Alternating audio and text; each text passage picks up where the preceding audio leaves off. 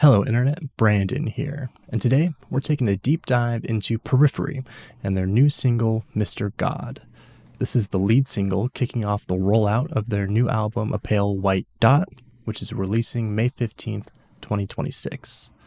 Now, fair warning, this is not going to be an initial reaction to this song. I've listened to this song dozens of times, if you haven't heard Mr. God yet, you should definitely go watch the music video first and then come back after. Because what I'm going to do here today is offer my personal analysis of this song. So we'll be stopping and starting the song, repeating sections, and just discussing why I think it works so well, even though I think it's a pretty strong departure from what fans might come to expect from Periphery. The song feels like a statement that the band is ready to kick off a brand new era, and yet there are plenty of choices that the band has made within this song that, in my opinion, make it a perfect reflection of Periphery's unmistakable style. Now, without further ado, let's dive into Mr. God. Alright, so right off the bat, we have a pretty cool guitar rising sound to lead into the song. This sound is ever present throughout the song, and I think it really adds the ambiance of the entire piece. So I like that we kick off the song with that and really get that stuck in your head right from the first second.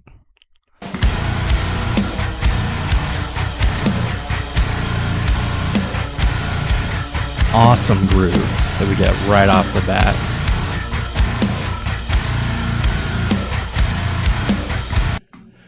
So this groove is gnarly. They're using baritone guitars that I don't know if they've used on previous songs throughout their discography, but it feels pretty unique here. And of course, this mix is unreal. The Nolly's really knocked it out of the park, and whatever process they go through to decide on how their tone is going to come out is really paying dividends here. I think it really sets a dark and gritty mood, but also captures a really nice guitar tone.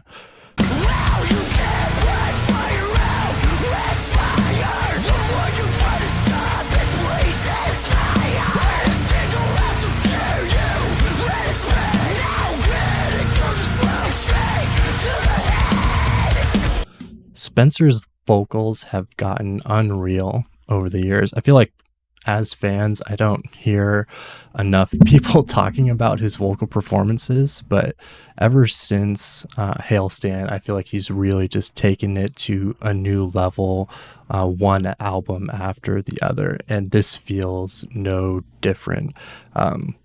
Spencer has a really strong skill set in being able to find vocal patterns and phrases that are almost immediately catchy. I feel like his screams are unique and may not be everybody's favorite style of scream, depending on what type of heavy music you're listening to. But after you listen to one or two phrases of how he's delivering his harsh vocals, I feel like it is so easy to buy into what he's doing. He's got an energy to his screams. Oftentimes they're theatrical feeling, with tons of fluctuation and changing in pitch, even though it's pretty standard, screaming for what he's doing here. So if we back up, I think we can hear him really jump around and play with this range in a very catchy way.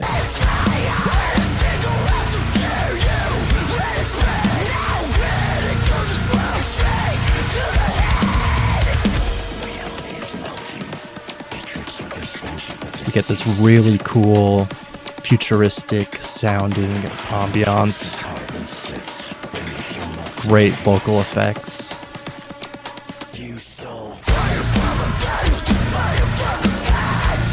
And then we just land perfectly into this almost new rendition of the initial groove. Throughout this song, there's a building sense of tension. We start off with the groove to get us in the mindset, but we're still continuously marching forward through each section of this song. And this section is just another step towards the final peak of where we're going.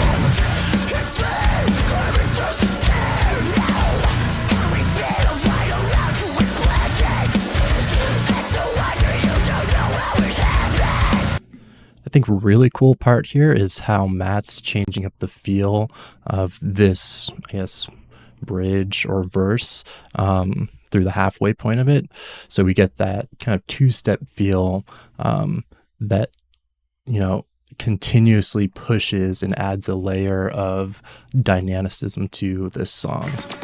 You stole fire from the best, fire from the best. And you add the cymbals, opens them up. Ooh. It's so good. And then we open it up. Still that familiar groove. Still moving forward, but we've added layers to it and are continuously pushing this theme.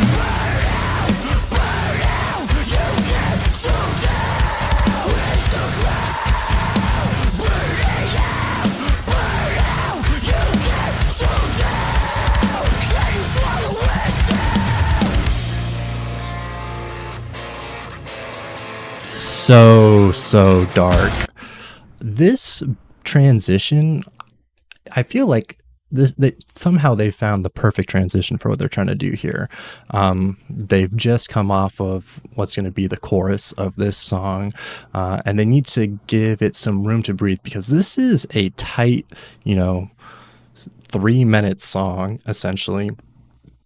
And Periphery's, I think, trademark style often is defined by the journeys that they take you on throughout their songs. It's easy for them to maybe point to many 7+ minute songs in their category that explore all kinds of different themes. They're doing this in 3 minutes, and they've got to take you to several places within that time frame, just as you may expect to do from their other songs.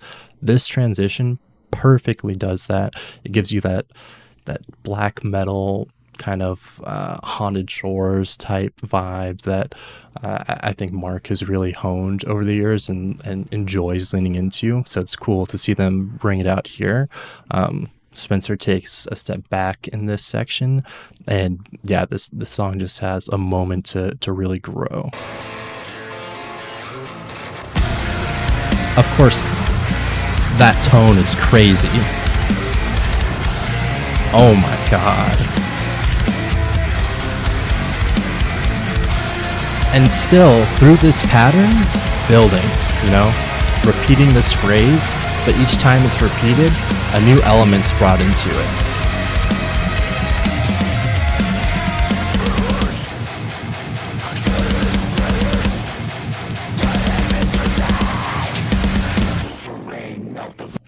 All right, before we get into, of course, the breakdown, I want to go back a little bit to this build up here. So like I mentioned, they're through this whole section, they repeat the phrase, and they're adding new layers to it, building tension until the very end where we get our chugging break. But I really love how this solo wraps up, where we have the riff just kind of twist up into this upper register and really drive home that feeling of unease and dissonance and tension.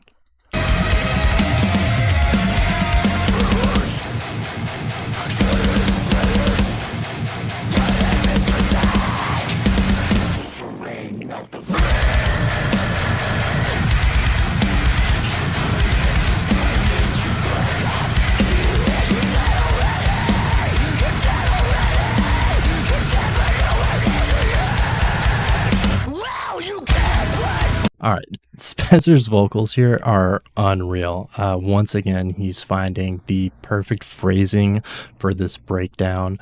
The pitches that he's hitting with his screams are fun and exciting to hear.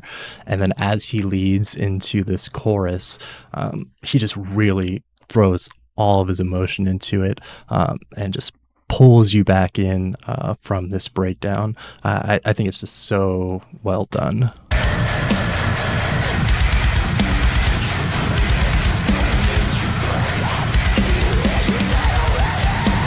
He builds, repeats what he's built, and then just finishes strong.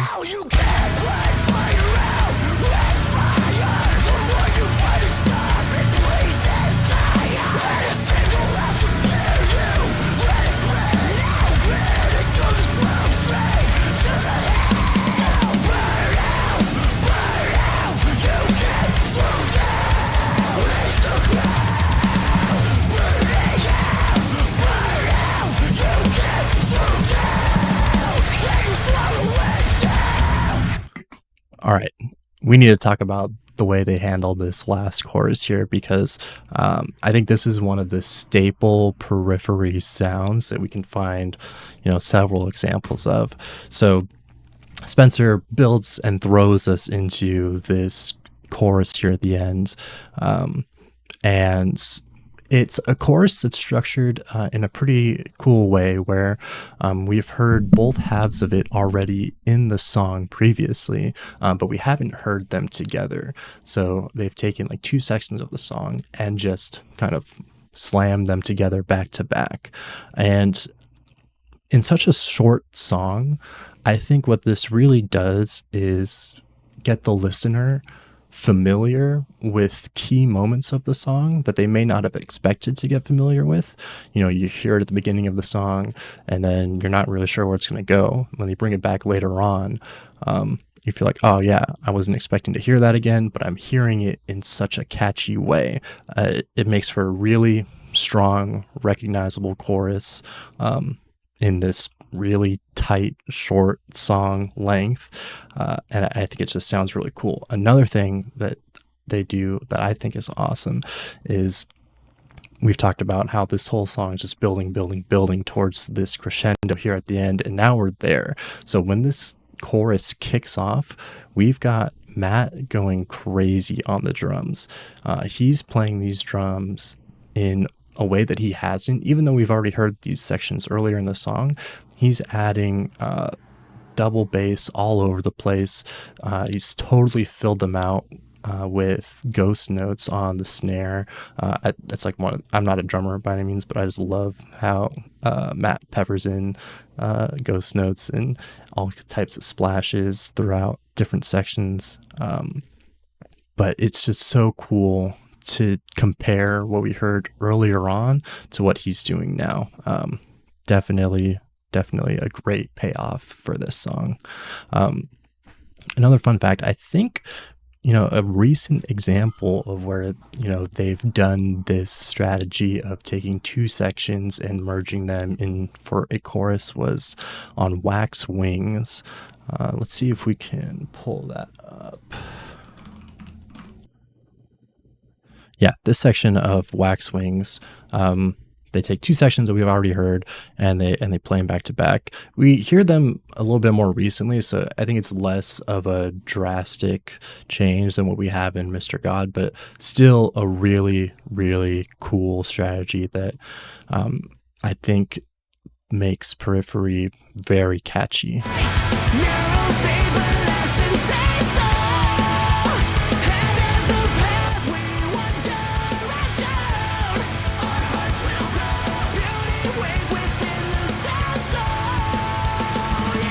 So like take that section, boom.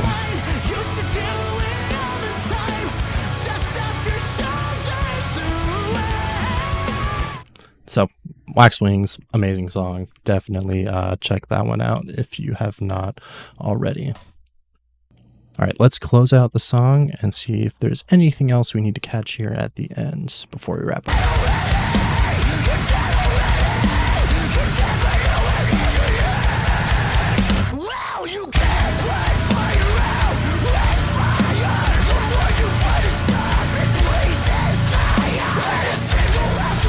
So many bass notes, so many double bass notes.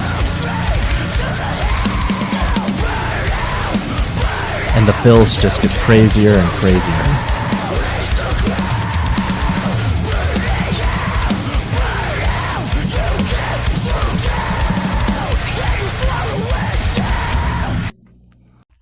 One more thing to talk about here.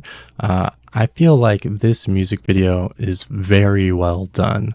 I think it's tricky to film interesting music videos for a lot of metal bands. I don't envy any type of music producer or music video producer that's trying to like come up with something unique that the band is going to love. I think these whoever they're working with, this company has done a great job here. They've really nailed the vibe of this song, and have captured some pretty cool performances out of the band. We've got a pretty neat setup with each member facing outward along this circle, kind of reinforcing that dot vibe, that circular vibe. Whatever hoodie also that Spencer's wearing here, I need this shit. As soon as that's available, I want to cop that because this thing is awesome. Anyways, one other fun thing here too is that, you know, obviously they capture the vibe of this song with the performances, but also with like the lighting. I think it builds from this cool dark room and then becomes this almost explosive room. You could feel is engulfed in flames. Obviously, if you've looked at the lyrics of this song, it's pretty like graphic in terms of fire, destruction, death, and I think this lighting choice really, lends itself to that vibe. Spencer's performance visually here has been fantastic. Not only is he putting on like theatrical vibes for his screams, but also his expression is just golden multiple points throughout this music video. I think this section here, the slow like digital section at the beginning, has one of my favorite scenes where we get this shot of Mark at the end just looking like he's about to dive into something crazy right here. I love like this look of Mark just contemplating. So he knows what's coming, and he's ready to let that hit.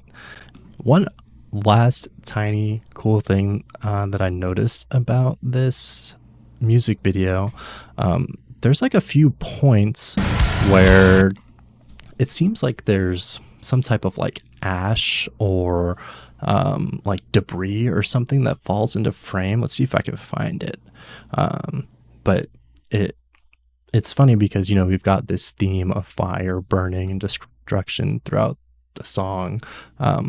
And I'm not sure if this is a deliberate choice or what. Let's see if we can find it. Here we go. So there's like, you could see it at the top of the window here, this like white paper or something. All right, I don't know what this is. Oh, oops. Let's see. Okay, yeah, so we've got a couple here. So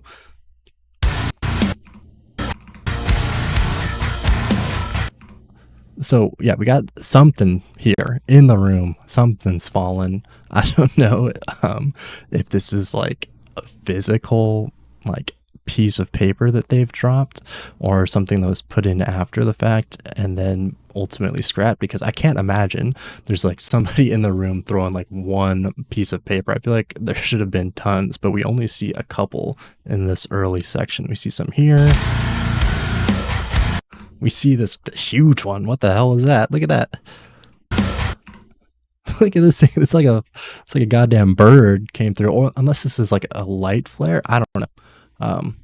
It seems like maybe somebody had a cool idea with some effects to throw into the video, and maybe they put in a little bit too much or something, and somebody said, let's strip it back. Maybe let's not get crazy with like the ashes falling from outside of frame. And then these couple made it into posts. But yeah, fun little detail that I thought. Overall, I think they did a great job with the music video. So many just cool, almost like wallpaper-esque shots throughout. So yeah, that is Periphery, Mr. God. Hopefully you guys enjoyed my analysis and breakdown of this song. I'm really excited about a pale white dot. Um, you know, full disclosure, I did attend the listening party that Periphery hosted for this album in Hollywood, and I have heard the whole album. I have not, I've only heard it once, so a lot of it did not get internalized. I don't remember a lot of it, so I'm excited to hear it again and really experience it here at home. But I can tell you, we're all in for a really special album. And um, yeah, I'm just excited that we're getting new Periphery. So thanks for hanging out. Let me know your thoughts on the song. If this is something that is landed well for you, maybe it's a different side of Periphery that you weren't really expecting, but let me know what you think. I think we're getting new looks, new fresh looks of Periphery, and I think that's great for the fans. So thanks for watching. Have a great one, and we'll see you next time. Peace out.